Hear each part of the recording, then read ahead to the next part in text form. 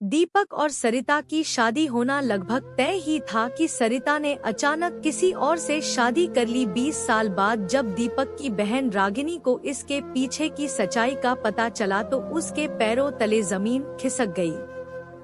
क्या पता चला था उसे? मेरी तबीयत ठीक नहीं है ऋतु, मैं घर जा रही हूँ। जाते समय चाबी पहुँचा देना। यह आवाज तो जैसे जानी पहचानी है।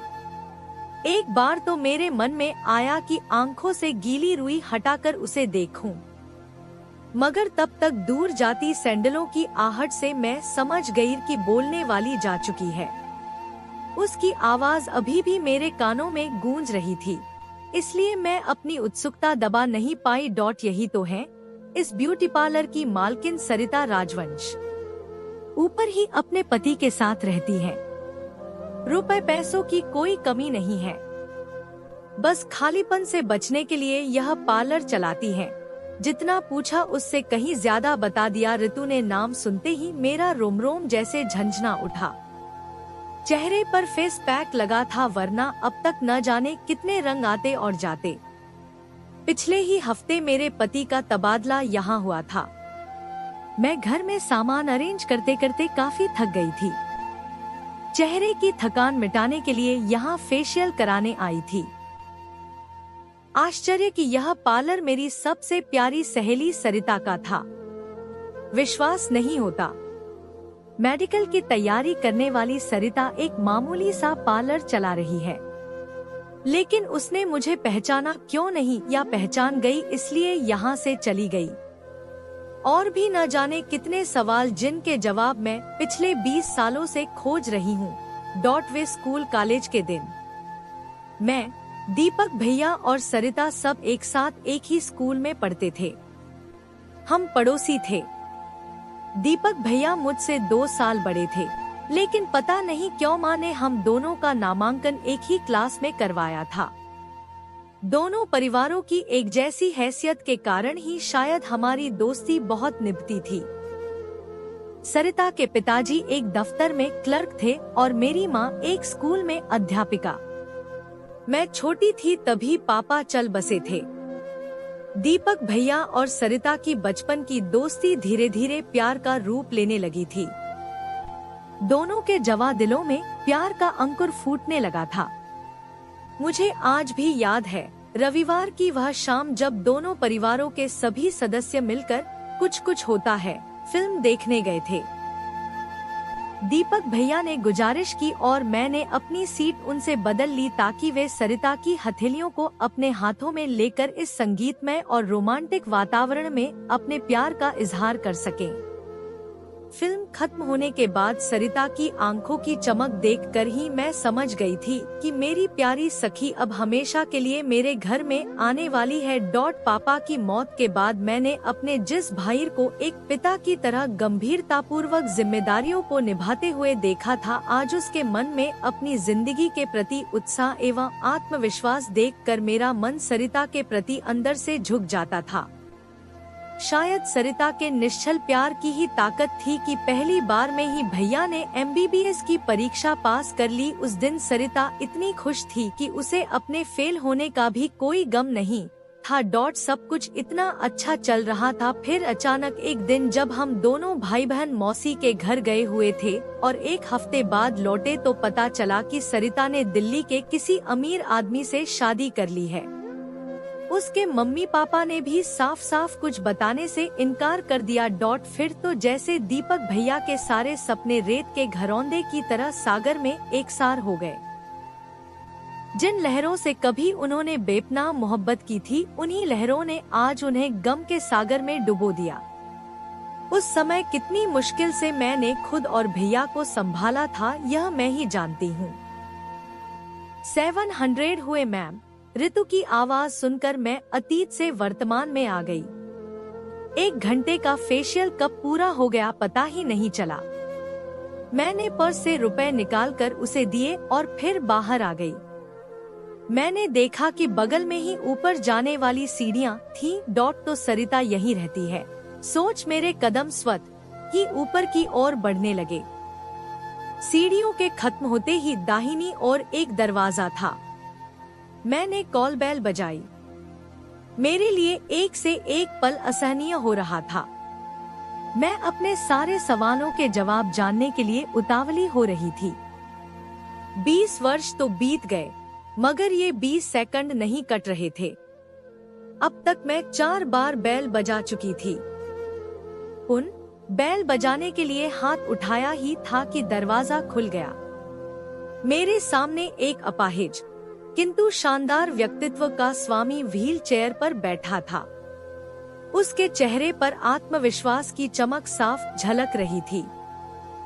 मुझे देखकर एक क्षण के लिए वह अवाक रह गया, मगर अगले ही पल उसने मुस्कुराते हुए मुझे अंदर आने को कहा।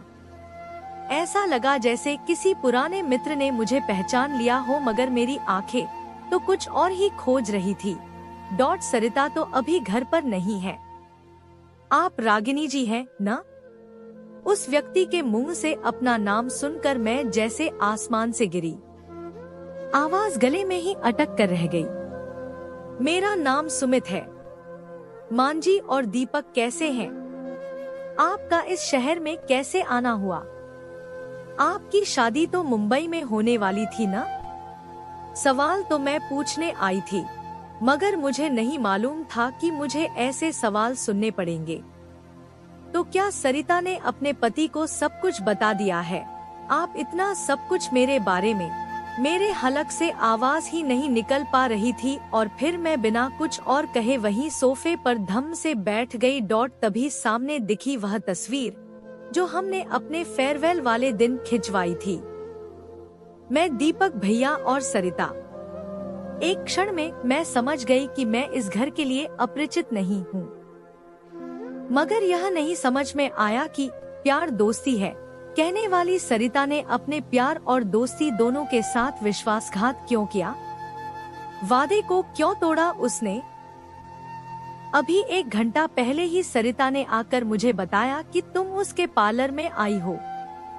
वह समझ गई थी कि तुम यहाँ आओगी जरूर, तभी वह यहाँ से चली गई है। आप ठीक कह रहे हैं। आखिर वह कौन सा मुंह लेकर मेरा सामना कर पाएगी? मेरे मन की कड़वाहट शब्दों में स्पष्ट घुल गई थी।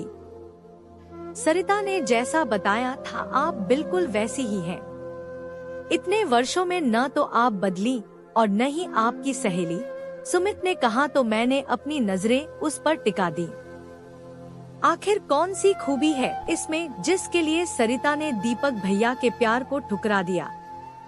सरिता तो आज भी 20 साल पुरानी उन्हीं गलियों में भटक रही है जहां दीपक की यादें बसती हैं। हर दिन हर पल वह उन्हीं यादों के सहारे जीती है। दुनिया के लिए तो वह मेरी सरिता है, मगर सही माने में वह आज भी दीपक की ही सरिता है। में एक दुर्घटना में अपाहिज हो गया था। तब एक केयर टेकर के लिए दिया गया मेरा इश्तिहार पढ़कर सरिता मेरे पास आई और मुझसे शादी करने की विनती करने लगी। अंधा क्या चाहे 2 आँखें, बस मैंने हाँ कर दी। सच कहूँ तो सरिता जैसी केयरटेकर पाकर मैं धन्य हो गया। मेरे जीवन की खुशियाँ उसकी ही देन है। हमारे घर की खुशियों में आग लगाकर उसने आपके जीवन में रोशन की है। चमक तो होगी ही। पता नहीं क्यों मैं सीधे सीधे सरिता को बेवफा नहीं कह पा रही थी। आप थोड़ा रुकिए, मैं अभी आपकी गलतफहमी दूर किए देता हूँ, कहकर सुमित अंदर से एक डायरी ले आए। यह डायरी तो सरिता की है। भैया ने ही उसे उसके जन्मदिन पर उपहार स्वरूप दी थी। कह मैंने जैसे ही डायरी खोली मेरी नजर एक पत्र पर पड़ी। उसकी लिखावट बिल्कुल मेरी माँ की लिखावट से मिलती थी। अरे, यह तो सचमुच मेरी माँ का ही लिखा पत्र है जो उन्होंने सरिता के लिए लिखा था आज से 20 साल पहले। सरिता बेटी, मैं जानती हूँ कि तुम दीपक से बेहद प्यार करती हो और रागिनी तुम्हारी प्यारी सहेली है। मेरी बहन ने दीपक की शादी के लिए एक लड़की देखी है। उसके माता पिता दीपक को बहुत अधिक दहेज दे रहे हैं। तुम तो जानती हो कि दीपक की डॉक्टरी की पढ़ाई में मेरे सारे जेवर बिक गए हैं। ऐसे में रागिनी की शादी और दीपक के अच्छे भविष्य के लिए मुझे उस लड़की को ही घर की बहू बनाना पड़ेगा। दीपक तो मेरी बात मानेगा नहीं। ऐसे में उसका भविष्य और रागिनी की जिंदगी अब तुम्हारे हाथों में है। मैं जिंदगी भर तुम्हारा एहसान मानूंगी। तुम्हारी मजबूर आंटी। पत्र पढ़ते ही मैं सुबह उठी। यह तुमने क्या कर दिया सरिता? हमारी खुशियों के लिए अपनी जिंदगी में आग लगा ली। आखिर क्यों सरिता? क्या कोई दूसरा रास्ता नहीं था?